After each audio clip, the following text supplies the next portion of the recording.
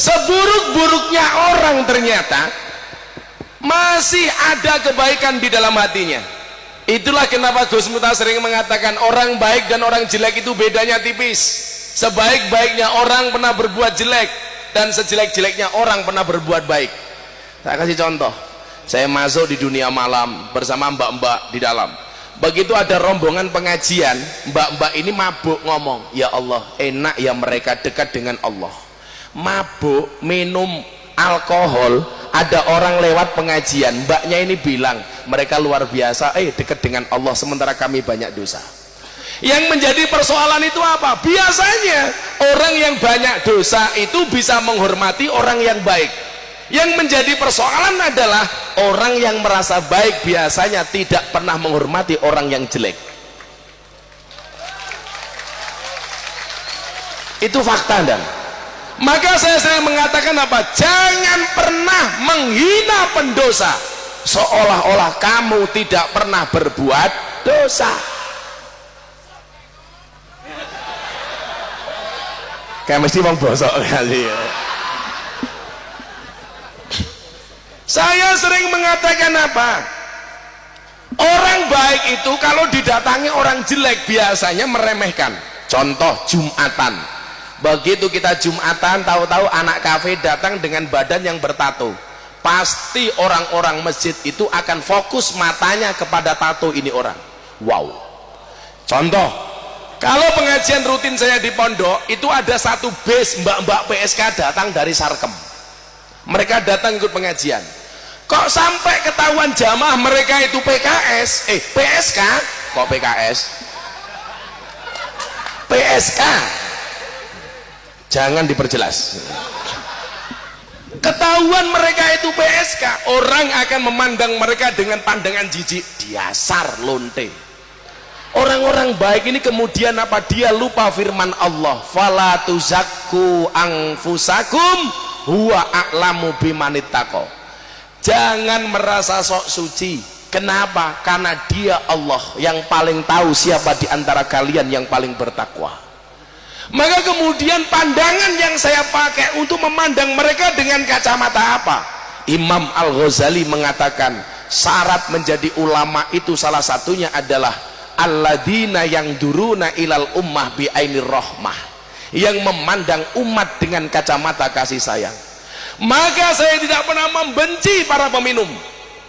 Di mana-mana ada peminum saya datangi. Bahkan mereka bikin paguyupan namanya pangunci. Apa kuwi pangunci? Paguyupan ngunjuk cium. Mereka minum, saya datangi. Saya banyak belajar kesetia kawanan itu dari para pemabuk. Dan wong mabuk itu setia kawan.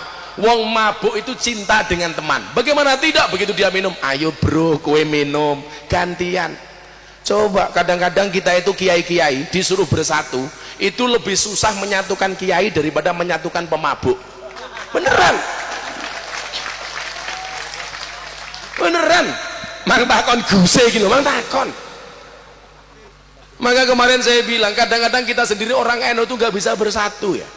Banyak orang NU potensi malah kemudian dihasuti. Saya sering mengatakan begini, di NU itu kan yang sering dipermasalahkan satu masalah nasab. Ya, saya dulu pertama kali masuk Jogja Miftah itu nasabnya siapa? Soal nasab. Begitu orang tahu saya keturunan Bahasan Besari Ponorogo, sudah tidak lagi mempermasalahkan nasab, tapi mempermasalahkan apa? Nisab. Nasab itu tidak berbanding dengan nasib, apalagi dengan nisab. Apa bedanya kiai dengan habib? Beda. Kalau kiai itu nasab, kiai nasib. Kan gak semua anak kiai jadi kiai. Tapi kalau anaknya habib syekh langsung jadi habib, karena kemuliaan yang diberikan oleh Allah kepada para sayyid. Jadi mohon maaf, kita itu disuruh ngumpul, kadang-kadang kalah dengan para pemabuk. Wong mabuk kalian nggo botol siji, mabuk bro, oke, ngumpul nyoh. Pemabuk-pemabuk yang sekarang ikut saya semuanya begini. Jangan bilang alhamdulillah, dulu mereka begini pakai botol, sekarang mereka begini pakai galon. Oh, gede banget ya malah. Saya datangi mereka minum. Saya datang, ora bosen mbok Kang. Dereng terus no. Lama-lama malu. Jadi orang-orang yang keluar dari kafe dan dari lokalisasi itu tidak serta-merta saya pengajian mereka langsung keluar.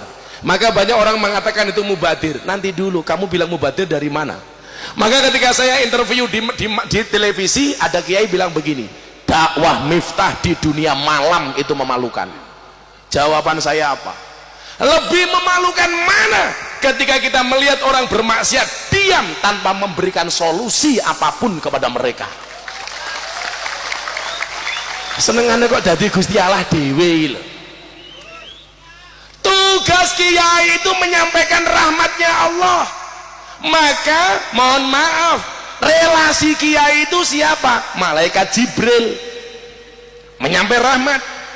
Kalau tugas kiai itu menghabisi umat, jangan berkorelasi dengan Jibril, tapi korelasilah dengan Israel.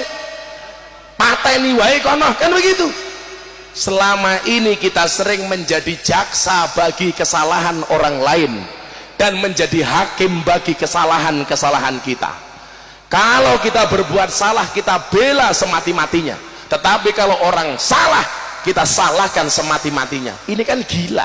Maka saya katakan, pada akhirnya surga itu akan ditempati oleh ahli maksiat yang mau bertobat, bukan orang yang sok suci namun pada akhirnya tersesat. Maka hari ini mau saya bilang ya, kue sing ndablek bilang kita rupa-rupa ndablek bagi kita ilah.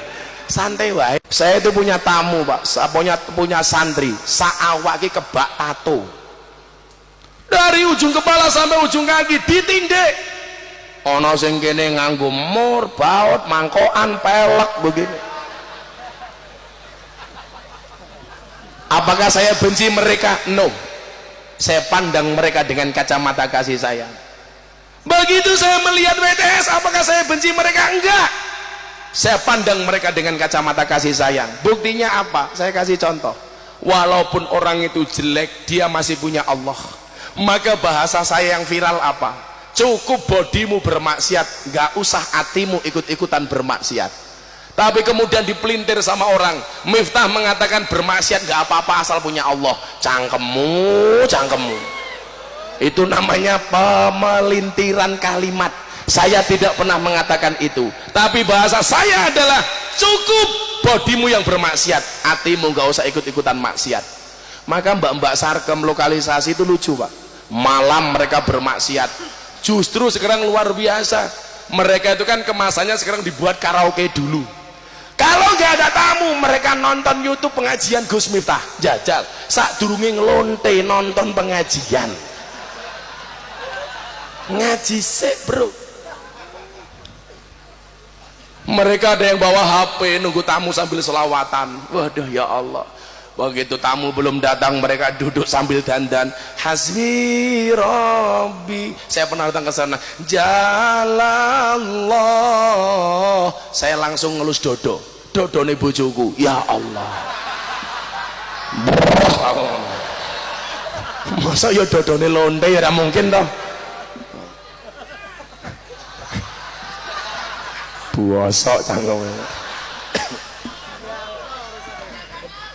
Kekrek cangkemmu loh ya. Oh, tak ombe apa ora yo luweh to ngomong tangku dhewe kok. Ora nyugo ae cerewek. Kewandel menila kambile kambil apa degan iki jane iki. Iki jenenge kambil, Bro. Nah iki lah tak ombe mesti silitku kreminen iki delok wae. Ngapunten Gus. Gus e ngunjuk. Monggo Gus, ngunjuk Gus. Apa? Apa copot? Ya dipasang kayak gini. Mbak-mbake mendelik matane ndelok wae.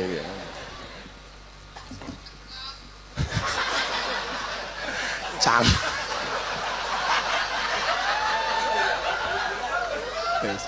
Ditekak matamu iki ditekak. Kiai kok ditekak iki.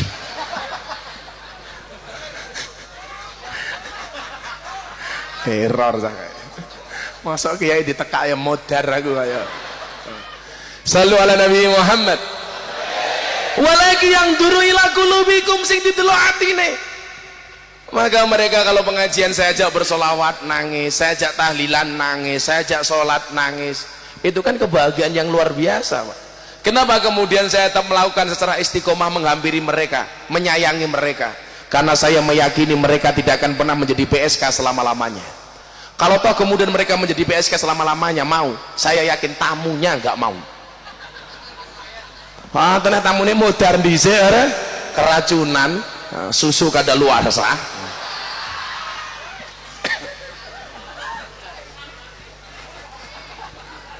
Apa Gus minta untuk gratisan matamu lele.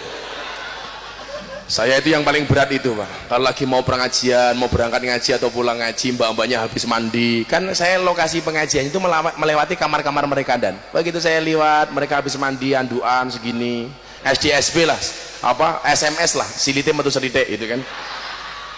Begitu saya lewat diambil ke monggo Gus mampir, ya Allah, saya andilau antara dilema dan galau. Nggak mampir diperkosa, orang diperkosa ya pengen,